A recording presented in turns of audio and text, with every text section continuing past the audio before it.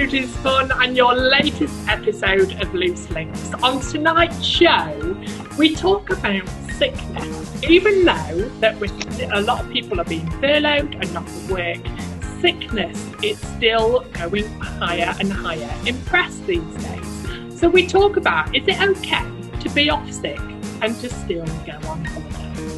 Also, we talk about Washington this evening, as Washington has a news article about takeaway in 2017 having a star of hygiene of 1 and rising to 5 in the year of 2020. So I asked the panel, do we really think about food when we order takeaway? Also, we talk about youngsters following Little Links, and should there be an age limit and an age restriction on the internet? Lots to talk about there. So joining me on the panel this evening is Gemma Love. Hi. Abby Victoria. Hello. And our new panellist of the evening, Jay O'Connor. All that and a lot more on this week's Loose Links. Good evening, panel. Evening. Yeah, I feel like we've said your name 1,000 times, but we finally see you on screen at last. Yes. Oh, Gemma's stripping. Calm down, love. That's not a show. There's no polls this evening. There will be a live because the poll person hasn't had time to calculate them, but there will be a live to be announced the polls, so the polls will be set. So, starting on tonight's topic, we talk about sickness. So, even though people are being furloughed and even losing jobs, we still find in the press that sickness is still there. So, we think, panel, that if you are off sick, if you are off long-term sick, you can still go on holiday? I think it depends why you're off, because if you're off for like depression and anxiety, then your doctor will advise you to sort of do what you want to make yourself feel better. So if that's getting on a plane and flying halfway across the world, then so be it. If it's just sort of for sickness bug, then maybe not. However, don't put pictures on the internet if that's what you're going to do, because that is how people get caught out. Yeah, good point. Well, for me, I work in bars, kitchens, restaurants, work as a chef. So again, agree with Abby, it depends on what the reasoning behind my sickness off. If I broke my arm and I was going to be off for 6 to 8 weeks, obviously I wouldn't be able to function in the kitchen, I wouldn't be able to wash my hands, stuff like that. So I would not be able to go to work. So would I have to stay in for that whole time? I don't think I would. I could still function relatively well, just not in a commercial kitchen environment. So sitting on your sofa recuperating or sitting on a sun lounger recuperating, I know which one I'd take.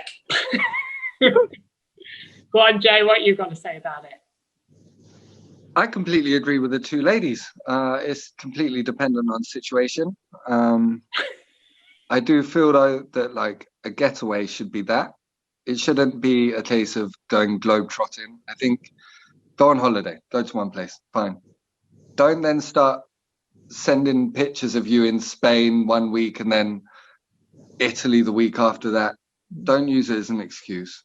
That's Absolutely. As well, if you're off because you've got like a back injury that's so painful that you can't stand up or sit down, don't go skiing. Don't put it on the internet that you've gone skiing, because you're going to get caught out and people are going to be suspicious of that back injury then, aren't they? Yeah. Well, the other thing is though, I've been on long-term sick, and I do think there is an element. I haven't for a while, just to make people aware. I think there is an element of guilt though. I think there is. I felt guilty about going out the front door. I felt guilty about maybe meeting a friend for coffee. I felt, and I don't. What do you think? What's your opinion on being on long-term sick for any apparent reason, but still go night clubbing in the evening? Well, if it's like work-related stress, you would do something away from work. So me getting drunk in a nightclub isn't going to stress me out like sitting at my computer and doing work. But I think people may argue that if So let's go on the mental health side of things. So say like you phoned up to say mentally you can't cope with people and it's hard work and you can't cope with the job at the moment. But actually you can go into a club and you can be surrounded by loads of people and you can dance and you can drink, and there will be employers out there that say, well, actually, if you can do that and you can cope with that, what's there to say that you can't cope with the job? Legally, they can't do anything, though, if you've been signed off by a doctor. No. So legally, you can do what you want. The thing is, as well, I would say, you know, probably like a couple of years ago, I would have been quite judgmental. If I'd have seen one of my colleagues who was off sick out in a club, I'd have been on the phone to Abby with me angry. That's actually my face I make when I'm angry text. James always knows who I'm on the phone to because I'm like, I would have been angrily texting Abby going, "You never guess who I've just seen in the pub." Can I just say before you go on, Gemma, that will be in one of the highlights episodes. I swear. Not highlight, Nick. It's an everyday occurrence. Me pulling that face. No, but I think a couple of years ago, I probably would have been that person. But then actually, like a couple of my very, very close friends have been through a lot of mental health and anxiety issues. And sometimes just getting them away from their little safe cocoon, because they can sort of end up cocooned and not go out. And I think sometimes getting out is, you know, a breath of fresh air for them. So I think I would be less judgmental nowadays than I would have been probably 2 years ago. I think that it would. Go on, Jay. Go on. Go for it. Go. I think it would still be frowned upon. I think that there's still a lot of employers out there that this is probably going to tie into one of our other subjects, but would these days people have got cameras on their phone. You're going to go out. You're going to have a meal somewhere. You're going to go to a nightclub. There will be pictures popping up on social media. And I think that there's a lot of employers. Personally, I don't think my employers would probably chase it, but I know from personal experience, I've worked in places before that would be the first places to pull me up. If I'd been signed off on long-term sick and I was seen out at a nightclub a couple of days later, I'd be crucified when I got back to work. I think as well, and I know we're going to speak about social media later, so I don't want to go too much into this, but actually as somebody who does quite a bit of recruitment, sometimes if I'm shortlisting people, this is really naughty, I sometimes have a little peek at their Facebook profile. A lot of employers do that now. To the extent that I went through years of not having my real name on social media for that reason.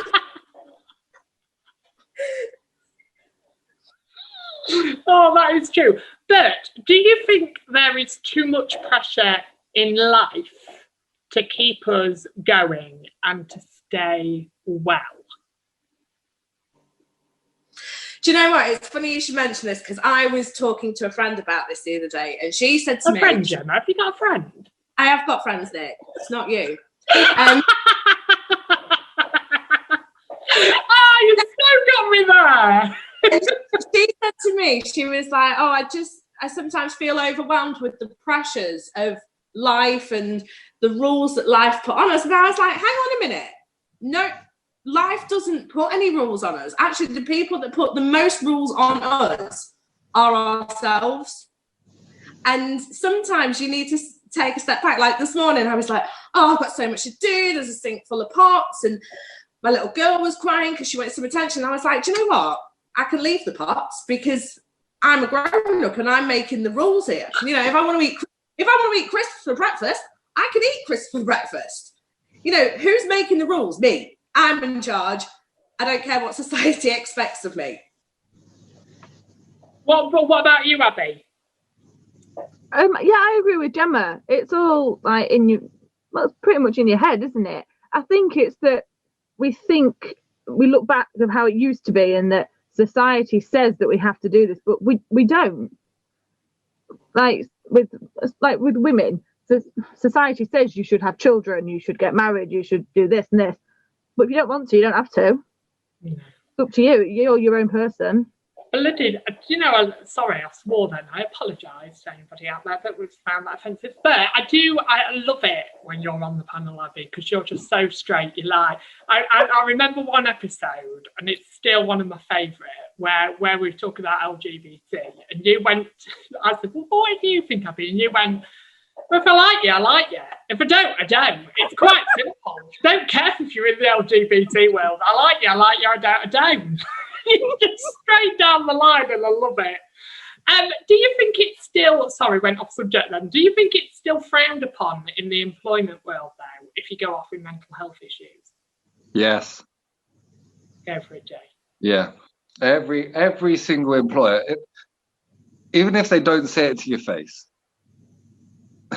there's still a massive stigma. Unless you've been through any type of issue like that, or you've worked with someone, or, something along those kind of lines, you will never understand it. Mm. And as much as some people are sympathetic to it,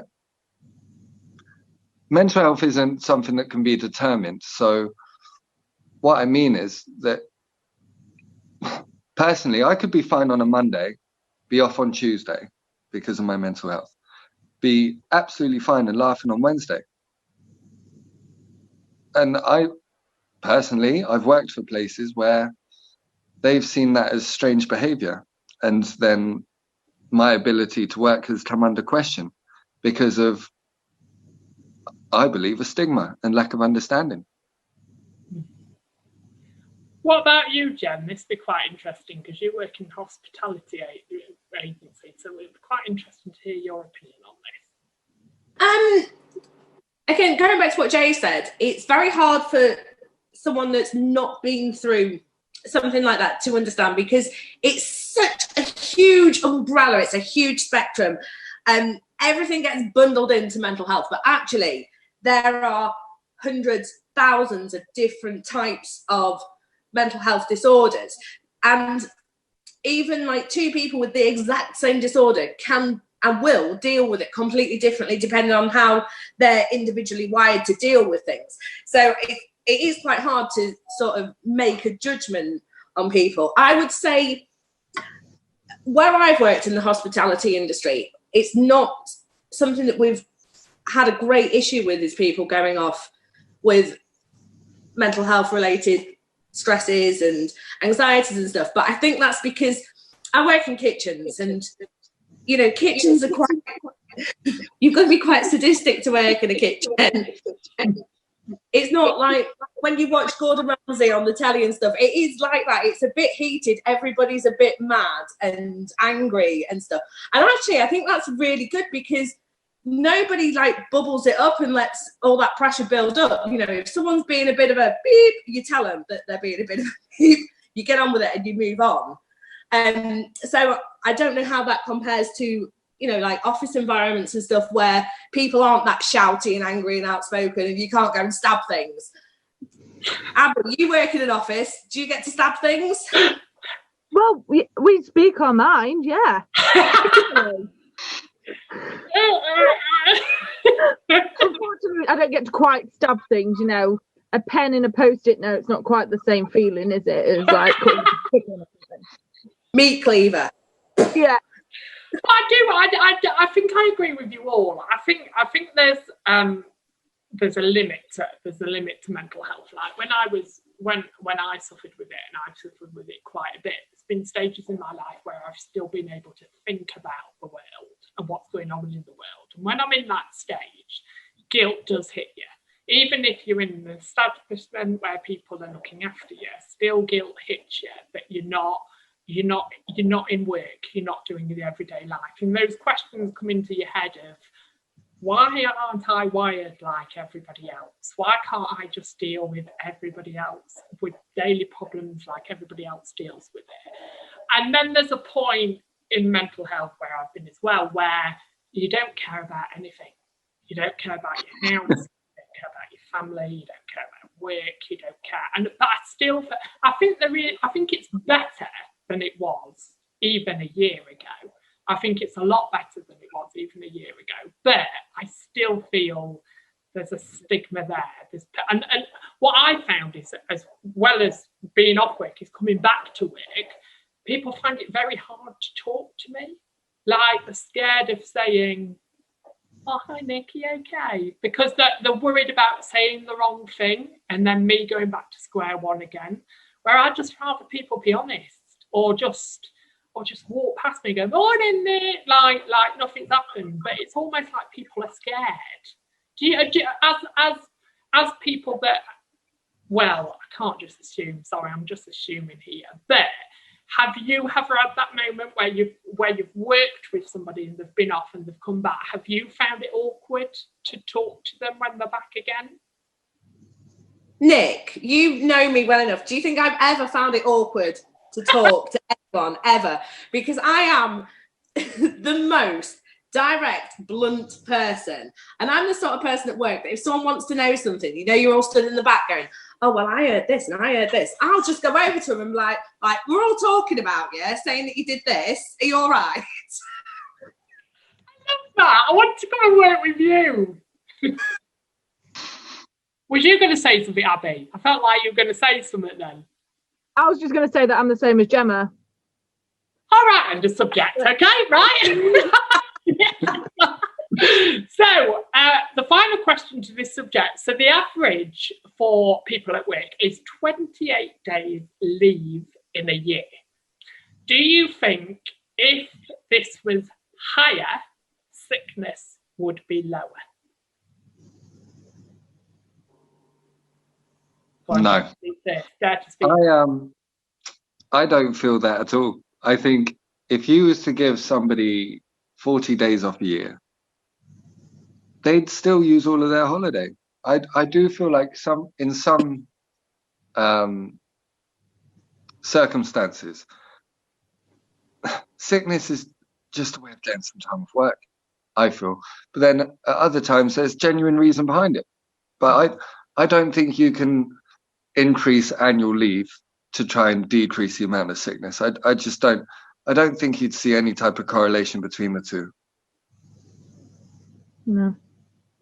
Because the thing is, if you look at people who work in schools, they get a lot more holiday than I do, because I get the standard 28 days. But if you work in a school, when I worked in the primary school, I would get every 6 to 8 weeks, I would either get a week off or 2 weeks off, and then you get 6 in the summer. But you have a lot of people in education that will go off sick with stress or with illnesses because you pick everything up. So I think that sort of proves that it makes no difference how much leave you get. I mean, I've been off since March, pretty much, on furlough, and depending on whether we go back, I'm still contemplating calling in sick on New Year's Eve. Can I just say, Loose Linc does not promote that. That is just Gemma's view. Absolutely. If my boss is watching, I'm joking. Remember, though, you are the fifth panel member out there. Come and tell us about what you think about sickness, and if your employer is understandable. Obviously not going into detail, but just about the whole sickness, maybe 28 days. Do you think it should be higher to lower our sickness rate? Do you think that's the answer? Tell us. Remember, your opinion is just as important as ours. You can find us on all social media platforms. Go on, Gemma, go for it. You do it every Thursday. You can contact us on Facebook, Instagram, or Twitter, or you can email us at looselinks@gmail.com. Well done, Gem. You can also go to us on TikTok as well. Oh, well done, Amy. Right, Gemma, I'll do your job. Don't worry about it. Yes, you we need are your own on all platforms. We've only got one town to talk about tonight. We are talking about subjects in Lincolnshire this evening. They are in Lincolnshire, but for legal reasons, we can't discuss the actual subject. So we've gone around the subject tonight. But the one town or village we can talk about this evening is Washington. Good evening, Washington. As we talk about a takeaway in Washington that was given us 1 star for hygiene at its latest inspection in 2017. It had the same inspection in 2018, but ranked up to 5 stars in 2019 and 2020. But this got me thinking. So, why do you think we are so obsessed as a nation about takeaway? It's quick and easy. We're a lazy country. In all honesty, we are a lazy country. If I can't be bothered to cook, I will get in my car and drive down to get a takeaway or McDonald's or something like that. Other fast food chains are available. I have to say that. Well done. I got in there first. But I think it is just pure laziness, if I'm honest. Do you know what I feel? I feel a bit like our country's history is probably the cause of this, of our fascination with fast food. Because you walk down the street, you can walk past a Polish shop, then an Indian, then you could walk past a pizza place. We are so multicultural in this country that it's almost easier. Do you know, we are lazy. Like a lot of the countries in Europe and stuff, they all speak 2 or 3 languages. Us as a nation, we struggle with English. But then the availability and the cheapness of food it makes more sense to just go out and buy it. Right, but I suppose it keeps you in a job, Gemma. It does, but I'm going to go into Nick mode. It all comes down to education. And it really does, because if your parents don't cook and don't prepare homemade meals, chances are you're not going to learn how to do it. And the same with schools. I mean, I work as a costume designer and a chef. So my 2 main subjects at school were food technology and textile design. And actually at my son's school, they do those in year 7, 8 and 9, but they don't offer those options at GCSE level. So moving forward from year 9, they don't take those subjects. They don't learn cooking. And I probably can't judge everyone else by sort of how we live, because we live a very 1940s lifestyle in this house. And I am the proper 1940s, 1950s housewife, and I cook stuff, I bake stuff, just because I love it. And my kids can bake. My 2-year-old can bake a cake and bake cookies and not make too much of a mess. So she's learning. So then she can pass that on in the future to the next generation. But I think if you live in a family that eats takeaways all the time, you're not learning that. So you can't learn that yourself. I have got a question for you, Gemma. How's crochet? Not going very well, Nick. You're letting the 1940s style down. I know. But we're going to get there, Gemma, aren't we? We're going to get there. We are going to get there. I mean, I can sew, I can knit, I can cook, I can bake. Surely crocheting shouldn't be beyond my capabilities, but it's so bloody hard. It's doing me head in. Oh, that's funny. My next question is, do we even think about food or stars when we're ordering a takeaway? Yes, we do, Nick. We do. I have the scores on the doors website favorited on my phone, and I always check the food hygiene rating before I eat there. I don't think I do. I don't think I can confess to that. I think I just go, oh, there's a nice cheeseburger. I'll have it. Quite what honestly, about you, Abby? Are you a star looker? Well, we just tend to go, because obviously I'm in a small town, so we just tend to go to the one that we like all the time. And because my stepdad can't have gluten, so that also we have to go to certain places that will do the gluten-free. So when we get to Chinese, he has to have like rice noodles with stuff, and not everywhere does them. But the one we go to is really nice, and we've not had any problems. So I think if you stick with it, then, I mean, maybe if it dropped to like a 0 score, then I'd probably look somewhere else. Like if I went and there was a rat running across the counter, then maybe not. But otherwise, if the food's nice, I'm not too fussy. Do you know what though? Actually, the way the scoring system works, it's not necessarily judged on the cleanliness. It's judged on so many things, like the management style, the paperwork system. And I actually worked for a restaurant in Lincoln that's in quite a historic listed building, and we never ever got above a 3-star because we don't have that shiny stainless steel wiped down kitchen that they want to see, because we're in a listed building and we can't make certain changes to it. So actually, when people go, oh, that's 5 stars, so it must be spotlessly clean, it's not always the case. It's more to do with the paperwork systems, the management systems, the structural maintenance issues on the buildings, and not necessarily a reflection on quality of food.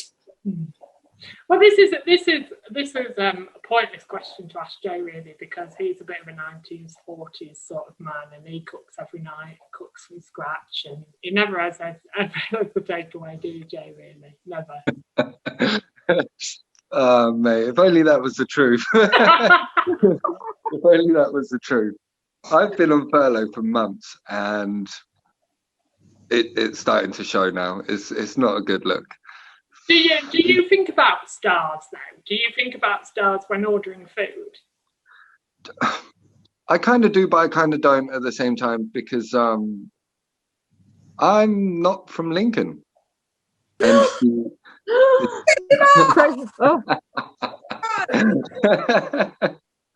the scoring system where I am, it's a bit hit and miss. You can walk in somewhere that you think, I would never eat from here, it looks disgusting, but then you get some food from there and it's outstanding. So I don't ever look at stars. I don't think I ever. Maybe I should.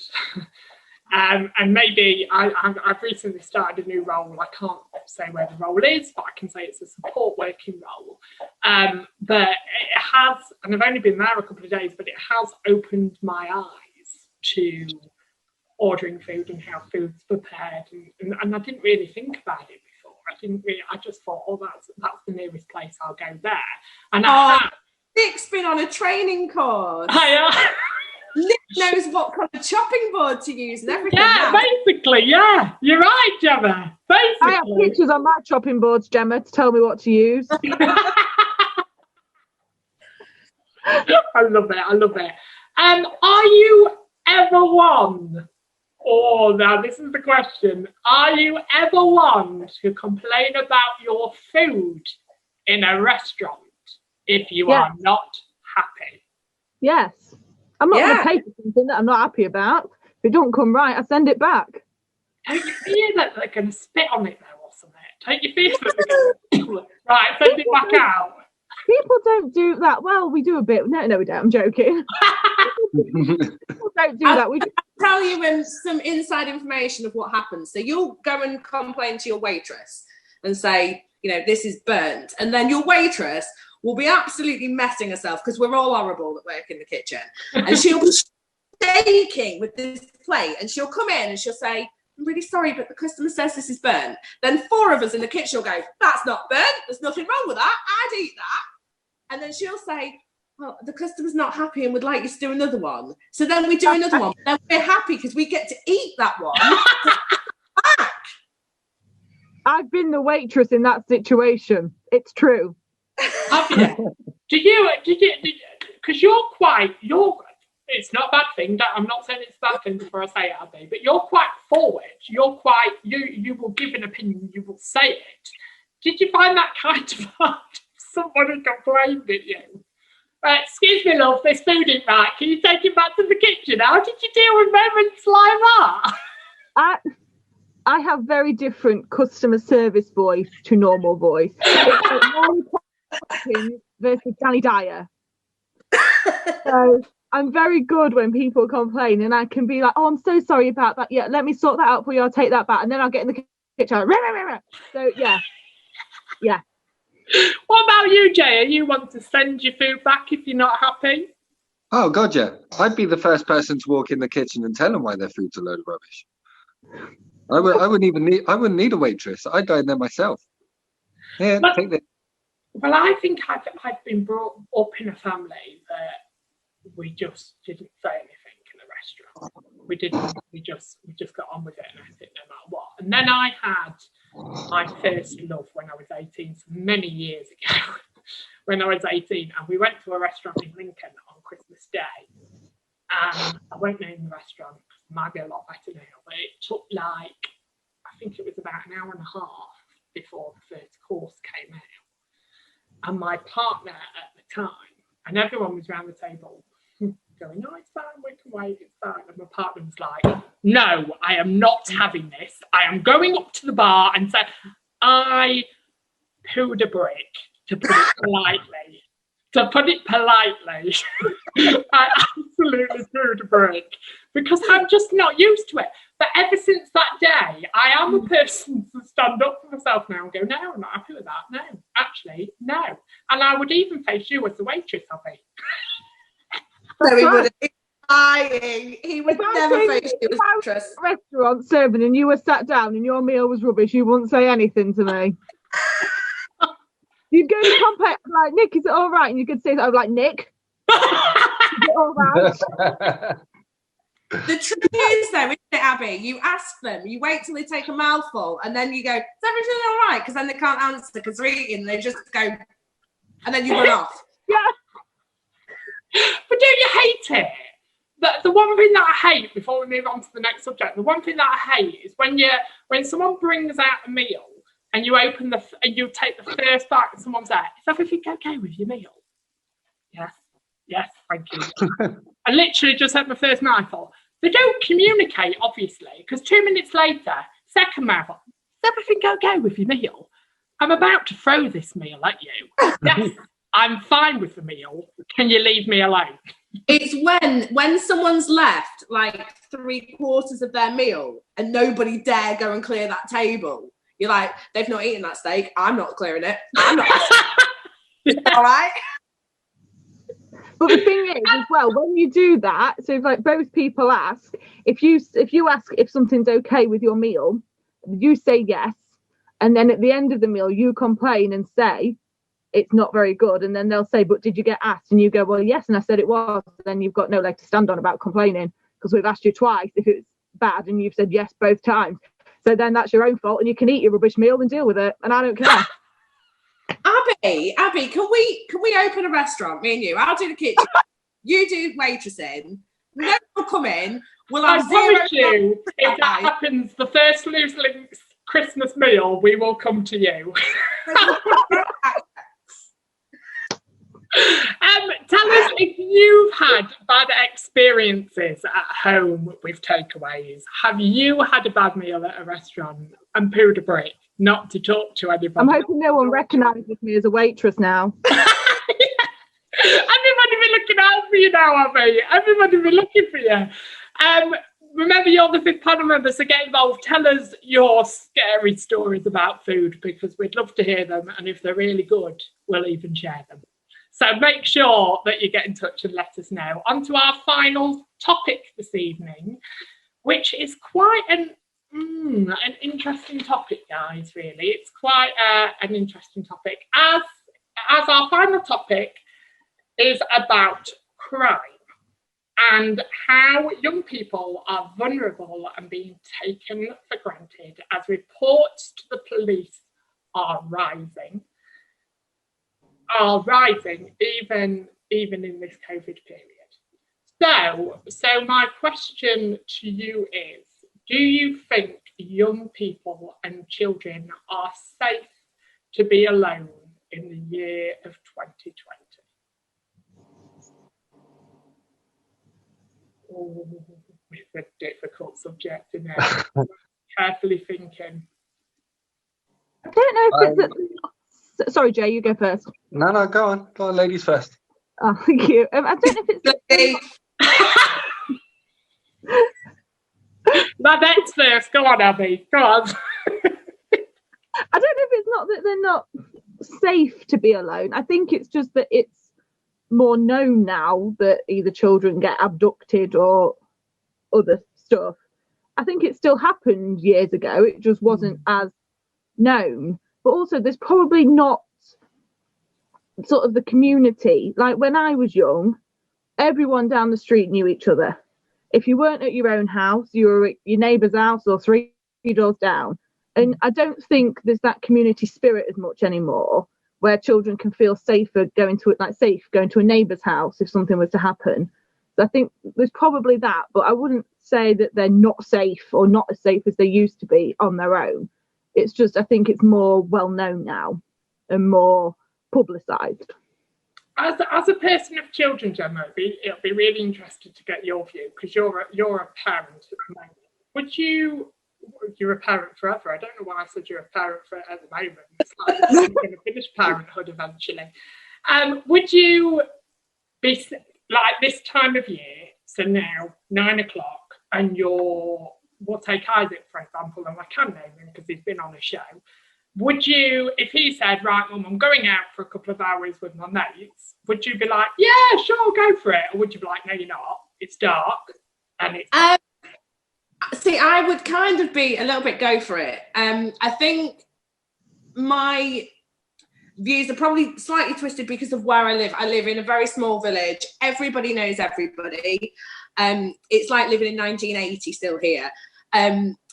Like I say, if they're out and they're messing around, there'll be a message on the community Facebook group grassing them up, and then we'll go down and sort them all out and stuff. So I think here I like the fact that they do have that freedom.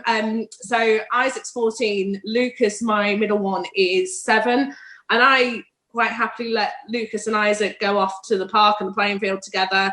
I don't feel that I need to watch them, because I think we breed a little bit of fear into kids. We're so, what do they call it? Helicopter parenting. Like, we're all over them all the time. And sometimes I think they do need a little bit of freedom. They need a little bit of trust. They need to find their own boundaries. They need to learn to stick up for themselves. They need to learn that Mum's not always going to be there to solve your problems. And actually, if you don't let them go a little bit, they're not going to learn any of those skills. What do you think, Jay? Because you're a parent as well. Yeah, I mean, my opinion is that I think there's a lot of reason for parents to be concerned, like at this sort of time. But I feel like they should just, children of a certain age should be allowed to go off and do what they want. Because then it sort of teaches them a bit of respect. If you say to your child, go to the park, but I want you back at X amount of time. Do you know? I want you back at, what's time now? 9:15. I want you back at past 9:30. 9 times out of 10, they'll walk back through the door, probably late, but then they'd apologise. But then they start to learn and they gain more respect and understanding of boundaries, I think. Do you think now, so I'm looking on the other side of the coin now. So we've talked about young people. If you tuned into last week's show, I hope you enjoyed it, because it was absolutely amazing. It was so good to have those 3 youngsters on. They were absolutely incredible. But going on the other side of the coin of that, so us as adults, if you saw, I think I know Gemma's answer straight away, but if you saw a group of youngsters that were quite abusive, I'm quite categorising here. I'm not saying every youngster is this, that's quite abusive, a gang member, quite threatening, quite this, that and the other, and they were bawling off to you down the street, would you confront them? Absolutely. You're gonna say that. Oh, do you know what? Because they all think there are, don't they? And they're not. Because you can guarantee, like, you walk up to them, you'll go, I'm sorry, did you say something to me? And they all crap themselves. They're all like, no, it was her. And I'm like, I know every one of your mums. I've got every one of your mums' phone numbers in my phone. I could ring them right now. Go home. What about you, Jay? Do you think, was you ever one of those youngsters? Yeah, I was. I was. I like I mentioned earlier on, where I am is not the nicest of places, shall we say, and I'm only a short journey away from London, where this whole gang and knife culture is it's scary, and it's starting to branch out, sort of out my way. You can see the crime levels are going through the ceiling. 10 years ago, I wouldn't have thought twice about going up to a group of loud and leery teenagers and telling them about themselves. But now, I'd probably say, can you go away? Go and do whatever it is you're doing somewhere else. You would use more language than that, Jay. Yeah, I would. Yeah, I would. See, with what Jay is saying as well, and it comes back to what I said, where I live very differently. So my ex-partner, who's the father of my elder two children, he grew up just outside of Croydon, quite a rough estate. So for how he would bring the kids up at his to how I bring the kids up here are worlds apart. Absolute worlds apart. You cannot judge a like tiny little farming community on the outskirts of Lincoln to, like Jay said, a big city, estate kind of area. So I think a lot of it does depend on your location. Yeah. What about you, Abby? Would you confront a load of teenagers? No. Not where I live, no. I don't know. It depends, I think. With working in schools, you get to sort of know them and know the parents. So I think if it was that I recognise them and they didn't recognise me, then yeah. But with sort of, especially where I am at the minute, crime is starting to go up. Depending whereabouts you meet them, I think would also depend on to whether you would confront them. If I was in the middle of the town centre, then probably. If I was down the street on the way home, probably not. No, exactly. How do we as a nation, as parents, as people, children, prepare our young people for everyday life in the 21st century? By letting them experience it. Don't shield them. And too many people shield them and they want them to think that the world is lovely and nice. The world's not lovely and nice. Too many kids nowadays, they think, oh, this is what I'm going to do when I leave school. You're not, because you don't walk into 40 grand a year jobs. You have to work your way up. And when my kids say, oh, I'd never work in a kitchen. Why? Is it beneath you? Because it pays your bills, it puts the food on your table, it pays for your internet, it pays for your holidays. I don't see that as being beneath you. No. They're just, I don't know. I worry about the future generations. I really do. Well, it's just, I do think that, I think you're completely right. And I think that we've got to push them a little bit more. There's so many dangers that we can talk about. There's so many, like, it was the boogeyman, wasn't it, when I was young? Don't talk to the boogeyman, don't talk to strangers. I was one of those kids that walked down the street and said hello to everybody. I didn't care. And 90%, well, I would say even higher than 90%, but let's go 90% of people are okay and are all right to talk about. There's that slight minority that are not. That are. But the thing is, I'm going to use the word snowflake, and I hate it. I hate the saying. But if we don't, we are going to have a lot of snowflake adults, aren't we?